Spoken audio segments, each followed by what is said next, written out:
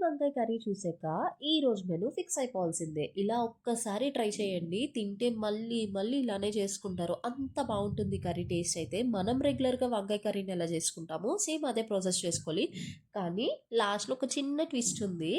So, మనం రెగ్యులర్‌గా ఎలా చేసుకుంటామో ముందుగా పోపు ఫ్రై అయిన తర్వాత ఆనియన్స్ అలాగే టొమాటోస్‌ని వేసుకొని బేసిక్ మసాలానంతా వేసుకున్న తర్వాత టొమాటోలు మగ్గాక వంకాయలు వేసుకుంటాం కదా! వంకాయ ముక్కలు వేసుకొని వంకాయ మగ్గేలోపు మనం ఏం చేయాలి అంటే పకోడీకి ప్రిపేర్ చేసేసుకోవాలి. పకోడీ కోసం కొంచెం శనగపిండి, వరిపిండి, ఉప్పు, కారం, జీలకర్ర, ఆనియన్స్ వీటన్నిటిని వేసుకొని మెత్తని పకోడీ వేసేసుకోవాలి. ఈ మెత్తని పకోడీని తీసుకొనెళ్ళి ఉడుకుతున్న ఆ వంకాయ కర్రీలో యాడ్ చేసేసుకొని చక్కగా అంతా కలిసేలాగా బాగా కలుపుకొని కొంచెం వాటర్, ఉప్పు, కారం వేసుకొని ఒక 10 నిమిషాలు లో ఫ్లేమ్‌లో మగ్గించుకున్నట్టయితే అంతే జ్యూసీ జ్యూసీ వంకాయ పకోడీ కర్రీ రెడీ అయిపోయినట్టే. ఈ రెసిపీ గనుక నచ్చితే లైక్ కొట్టండి. అలాగే ఇలాంటి సింపుల్ హోమ్ స్టైల్ రెసిపీస్ కోసం సబ్స్క్రైబ్ చేసుకోండి. Thank you.